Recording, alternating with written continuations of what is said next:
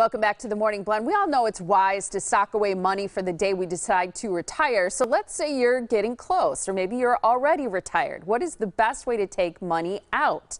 Well, very carefully. Matthew Holbrook is a financial planning expert with Country Financial, and he's here with how to pull money out of your investments and when you should be taking Social Security to go along with it. Great to see you. Good to see you, too. I think that so much of the focus is on saving money, putting money in the right investments for retirement, and that's where all of our thoughts are, and all of our focus is on that money that we're going to put away. Yeah, and a lot of people come in, how much do I need to put away to get to this number? And while that is important, you're going to put away the money that you can afford and what you budget for, so that happens along the way. But once you do get to that retirement area, it's how do I pull that money out? So if you retire in a market where it's 2008, 2009, when the market's horribly down, are you going to want to pull out those investments? Probably not. And I think we have some illustrations that we can put up here too, right? Yeah, so let's talk about this, because we're going to separate the accumulation phase, which is what we were talking about, putting money away, and then the distribution phase. So what do you want to say about this? Okay, so for this is kind of what you're doing when you have 25 years, you're getting up to retirement, you're putting money away. In the left-hand column, you're kind of having the bad years first, and then you get to kind of down the good years at the end at age 65.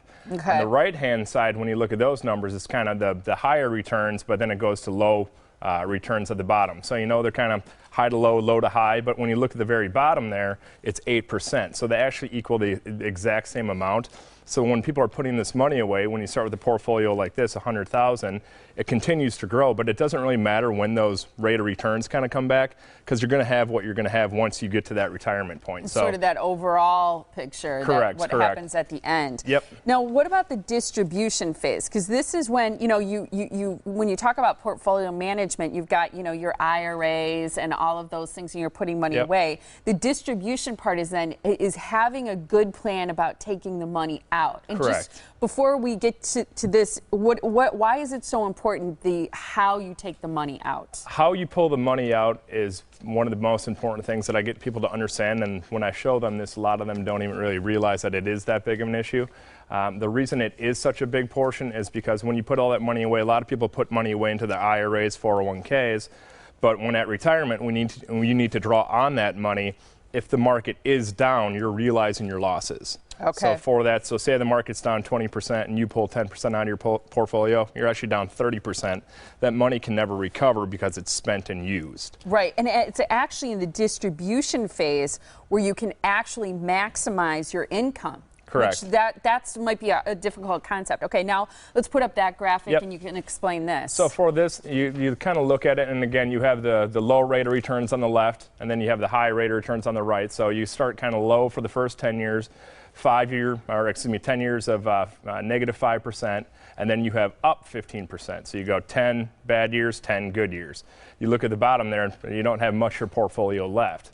Now you go to the right-hand side there where you're up 15% for those first 10 years, and then you have the bad years later. You see you have over $1 million there. So it's just the way you're pulling that money out and realizing your losses. That's what I want a client to kind of see, because we don't want to pull money out of those accounts when the market is down. I need to give you guys, sort of the people I'm working with, different areas they can pull money out of to let that money grow and recover. And get through the bad years. Yeah. Now, a big part of how to pull money out is also Social Security income. So do you help people figure out when that should be withdrawn, at what age, et cetera? Yep. And for that works with the portfolio management too. When we look at how much money is here and how much money is coming in from the Social Security, well, those two things need to work together. And of course, everybody knows the longer you wait for the Social Security, the more income you get.